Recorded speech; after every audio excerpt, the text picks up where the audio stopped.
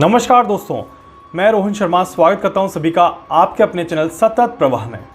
कैसे हैं आप सभी दोस्तों? हमने पिछले अध्याय में बात करी थी कि गरुड़ पुराण के अध्याय के अनुसार कैसे 13 दिनों का एक यात्रा से आरंभ होने से पहले का एक समय कटता है, जब एक आत्मा यात्रा आरंभ करने से पहले अपने एक जीव को, एक शरीर को एक रूप देती है और उसमें घर के सदस्यों द्वारा किया गया पिंडदान का कितना बड़ा महत्व होता है। तो जब यहाँ पर 13 दिनों में एक शरीर का निर्माण होता है, उसके बाद यहाँ पर घर को छोड़ के यमलोक तक की यात्रा जो होती है वो 86,000 योजन की यात्रा होती है, मतलब कई सौ किलोमीटर की यात्रा होती है। इन कई सौ किलोमीटर की यात्रा में टोटल 11 महीने का समय लगता है ऑलमोस्ट। अगर आप देखेंगे कि अभी आपको 4 किलोमीटर चलने के लिए भी कह दिया जाए तो आपकी सांसें फूलने लग जाएगी। आप सोचेंगे कि यार इतना चलना पड़ेगा, ये वो, मैं गाड़ी ले लेता हूँ, मैं ये ले लेता हूँ, मैं वो ले लेता हूँ। बट गरुड़ पुराण में बताया गया है कि ये जो यात्रा है ये आपको पैदल ही चलनी पड़ती है और कई सौ किलोमीटर आपको डेली चलना पड़ता है। जी हाँ, यहाँ पर एक बहुत अच्छी बात बताई गई है। गरुड़ कहते हैं कि प्रतिदिन 247 योजन आपको चलना होता है। 247 योजन भी बहुत लंबा किलोमीटर होता है, मतलब कि ये 100-200 किलोमीटर से भी ज़्यादा है। अगर आप उसमें देखेंगे दोस्तों कि इतना चलने के बाद, 11 महीने का सफ़र करने के बाद, 16 नगरों को, 16 स्टेशंस को पार करने के बाद आपको वहाँ पर पहुँचना होता है। ये 16 स्टेशंस कौन कौन से होते हैं, कहाँ से गुजर के जाना पड़ता है एक आत्मा को, इसके बारे में मैं आपको इस वीडियो में बताऊंगा। सबसे पहले आपको एक चीज़ समझा देता हूं दोस्तों कि जैसे मैंने आपको कहा था 3 तरह की आत्माओं का सहारा होता है। पहली, जिन्हें कहीं ना कहीं, जैसे ये जो दूरी है, ये दूरी उन्हें किसी वाहन के द्वारा, किसी जैसे पुष्पक विमान हो गया आपके लिए विमान आएगा, आप बैठेंगे और आप चले जाएंगे, उसको कहते हैं देव आत्मा। देव आत्मा का सम्मान किया जाता है। साधारण आत्मा जो होती है उसमें भी 2 तरह की आत्मा, पुण्य आत्मा और पापी आत्मा। पापी आत्मा वो व्यक्ति जिसने पूरी जिंदगी पाप किए हैं, उसने अपने बड़ों का सम्मान नहीं किया, उसने अपने जीवन में काफ़ी ज़्यादा दुष्कर्म किए हैं, तो उन पापी आत्माओं के लिए रास्ता और ज़्यादा मुश्किल हो जाता है। और कुछ ऐसी आत्माएं होती हैं जिन्हें पाप और पुण्य दोनों किए होते हैं, तो उनके लिए रास्ता थोड़ा सा सिंपल रहता है या उन्हें सुविधाएं दी जाती हैं, जैसे कि पहनने के लिए कपड़े, चलने के लिए पाँव में पहनने के लिए चप्पल ताकि आपको कांटे ना लगे, छाँव के लिए आपको पेड़ की छाया दी जाएगी, आपको रुकने का मौका दिया जाएगा, आपको एक भीतर में समय पर खाना दिया जाएगा। तो ये जो एक प्रोसेस होता है, ये उस प्रोसेस में कौन मदद करता है? आपके घर के सदस्य। जी हाँ, जब आपके घर के सदस्य दान पुण्य करते हैं तो ये दान पुण्य सीधा आप तक पहुंचता है और ये दान पुण्य ही आपको उस रास्ते में मदद करता है। इसीलिए आपने देखा होगा कि जब भी कोई व्यक्ति मरता है तो उसके बाद उसकी 6 माही और उसकी 12 माही करी जाती है, जो कि कुछ समय से पहले करी जाती है। 11 महीने हमारे पूर्वज ऐसे ही 11 महीने का वो नहीं करते थे, उसके पीछे एक बहुत बड़ी कैलकुलेशन थी। आज भी आपने देखा होगा 11 दिन 13 दिन का हर एक रीति रिवाज सभी जने मानते हैं, पूरा करते हैं। उसके बाद 6 महीने पर एक दान पुण्य का कार्य किया जाता है। उसके बाद 12 महीने के आसपास, 12 महीने कंप्लीट होने से पहले एक दान पुण्य किया जाता है। उसके पीछे बहुत बड़ा एक लॉजिक था, ये लॉजिक है वो। 16 वो स्टेशन के नाम मैं आपको बताता हूँ जहाँ पर एक यात्रा गुजरती है और कैसे कैसे यमलोक तक पहुंचने से पहले 16 पूर्व, इसको बोला गया है गरुड़ पुराण में कि 16 पूर्व एक है टोटल जगह के नाम जहां पर यात्राएं करनी होती है। इसमें आपका आता है सौम्यपुर, सबसे पहला है सौम्यपुर, उसके बाद सौरीपुर, उसके बाद नगेंद्र भवन, उसके बाद गंधर्वपुर, शैलागमन, क्रौंचपुर, क्रूरपुर, विचित्र भवन, ब्रह्मपदपुर, यहाँ पर शीताड़ीपुर, बहुभीतिपुरक, ऐसे करके अगर आप देखेंगे तो 16 भवनों के नाम है। 16 भवनों के अलग, जिसमें दुखदपुर आपका आ गया, आपका नानाभद्रपुर आ गया, आपका सुपत्र भवन आ गया, रौद्रपुर आ गया, पर्योवर्षणपुर आ गया। ये बहुत सारे नाम है, लेकिन 16 नाम आपके यहाँ पर दिए गए हैं। ये 16 जो नाम है ये एक एक कष्ट के साथ, एक एक परीक्षा के साथ आपको यहाँ से गुजरना होता है। जैसे जैसे दुखदपुर की बात करते हैं हम, तो दुखदपुर में आपको बहुत दुख झेलना पड़ता है, आपके ऊपर बहुत दुख होता है। क्रौंचपुर में आपके ज़मीन में कांटे होते हैं, उन कांटों के ऊपर चल के आपको जाना पड़ता है। ये कोई आसान यात्रा नहीं होती और इस यात्रा में आप ना तो विश्राम कर सकते हैं, ना ही आप बैठ सकते हैं, ना ही आप रुक सकते हैं। आपको निरंतर चलते रहना होता है, निरंतर आपको कहीं ना कहीं अपने यात्रा को चलाते रहना होता है। तो ये यात्रा का मार्ग जो होता है वो काफ़ी ज़्यादा मुश्किल होता है, काफ़ी ज़्यादा दुखद होता है। जी हाँ, गरुड़ कहते हैं कि इस दुख को झेलना बहुत आसान नहीं होता, एक तरह से रूह कांप जाती है जब आप इस दुख को झेलते हैं तो।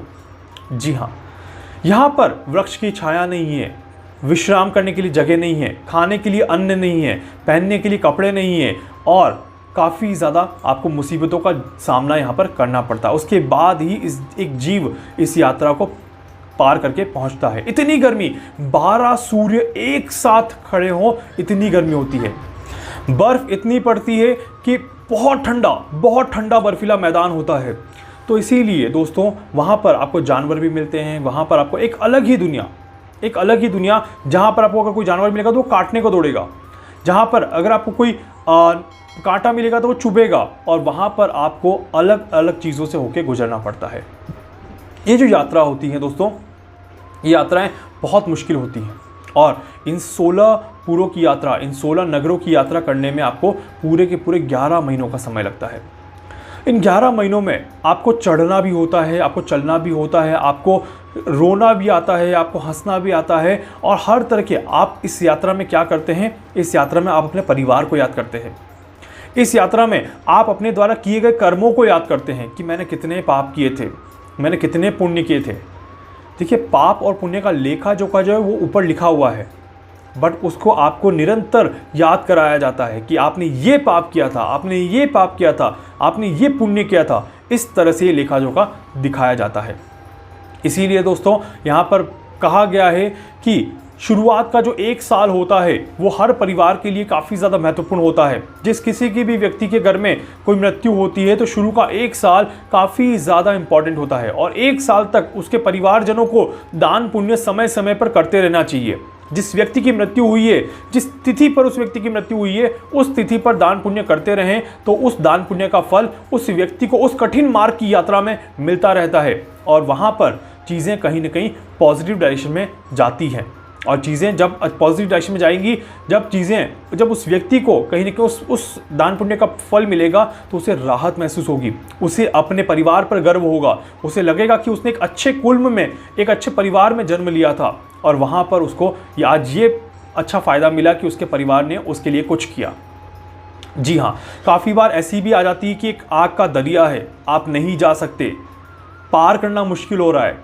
तो गरुड़ पुराण में ऐसा बताया गया है दोस्तों कि जब इस तरह की कठिनाइयाँ आती हैं तो आपको मिलती है गाय की पूंछ पकड़ के आप उस कठिन रास्ते को आगे चलते हैं, आप उस कठिन रास्ते को पार करते हैं। इसीलिए ऐसा कहा जाता है कि व्यक्ति को कम से कम गाय की सेवा तो अपने जीवन में करनी ही चाहिए, गाय को खाना खिलाना ही चाहिए, और मृत्यु के पश्चात गाय का दान सर्वोपरि माना गया है। गाय का दान ही यहाँ पर कहते हैं कि आगे तक चलता है, जन्मों जन्मों तक चलता है, और एक बार गाय का दिया हुआ दान, एक बार गाय के साथ किया हुआ पुण्य आपके साथ सालों साल चला रहता है। जो भी आप दान करते हैं, जो भी आप पुण्य करते हैं, उसमें भगवान विष्णु की आराधना हमेशा करिए, भगवान विष्णु को याद हमेशा करिए। भगवान विष्णु कहते हैं कि जिसने मुझे याद करके कोई भी दान दिया, जिसने मुझे याद करके कोई भी पुण्य का कार्य किया, उसका वो रास्ता बहुत आसान बन जाता है, उसका उस रास्ते पर आने वाले कष्ट जो हैं वो ख़त्म हो जाते हैं, और उसके लिए मैं कहीं ना कहीं से रास्ते बनाता हूँ, चीज़ों को सॉल्व करता हूँ और दुख को कम करने की कोशिश करता हूँ। नहीं तो यहाँ पर यमराज की तरफ से तो दुख बहुत ज़्यादा मिलता है, और इस दुख को सोच पाना भी बहुत मुश्किल है, इस दुख के बारे में कल्पना भी करना बहुत मुश्किल है। जी हाँ, इसीलिए दोस्तों अभी हमारे पाँव में एक कांटा चुभ जाता है, हम कितना मुश्किल से उस कांटे को निकालते, कितना असहज सा महसूस करते हैं, आराम से चल नहीं पाता 4 कदम, वहाँ पर कांटों पर ही चलना पड़ेगा, आग के गोलों पर ही चलना पड़ेगा, तब कैसा लगेगा। तो इसीलिए अभी से अपने कर्मों को सुधार दीजिए और अभी से अपने कर्मों को बना लीजिए, तो वहाँ पर काफ़ी ज़्यादा अच्छा रहेगा। जब व्यक्ति कष्ट में होता है तो वो अपने पुत्र को याद करता है, अपने पौत्र को याद करता है, अपने परिवार को याद करता है, पश्चाताप की अग्नि में जल रहा होता है, उसे अपने कर्मों के ऊपर काफ़ी ज़्यादा पश्चाताप होता है कि मैंने अपने जीवन में ये पाप किए, मैंने कभी दान नहीं दिया, मैंने कभी पूजा पाठ नहीं करी, मैंने कभी अच्छा नहीं सोचा, मैंने कभी अपने बड़ों के बारे में कोई आदर सत्कार नहीं किया, मैं पूरी ज़िंदगी सभी को गुस्सा ही करता रहा। ये सारी के सारे जो क्रियाकलाप हैं उस व्यक्ति को वहाँ पर दिखाए जाते हैं, ताकि वो अगले जन्म में जहाँ पर भी जाए उसे वहाँ पर फ़ायदा मिले। ब्राह्मणों की पूजा नहीं करी, ब्राह्मणों को दान नहीं दिया, तो फिर वहाँ पर गंगा का सहारा भी नहीं मिलता, मतलब कि पीने को जल भी नहीं मिलता। इसीलिए दोस्तों कहा जाता है कि जब भी आप अंतिम संस्कार की क्रिया कर रहे हो तो उसमें ब्राह्मण देव को ज़रूर याद करिए, ब्राह्मणों को दान ज़रूर दीजिए। जितना आप दे सकते हैं उतना ही, ये नहीं कह रहा कि बहुत कुछ दे दीजिए, उठा के सब कुछ दे दीजिए, ऐसा नहीं। पर जैसे एक सिंपल सा शॉल, ये एक शॉल आगे काम आएगा इस तरह से।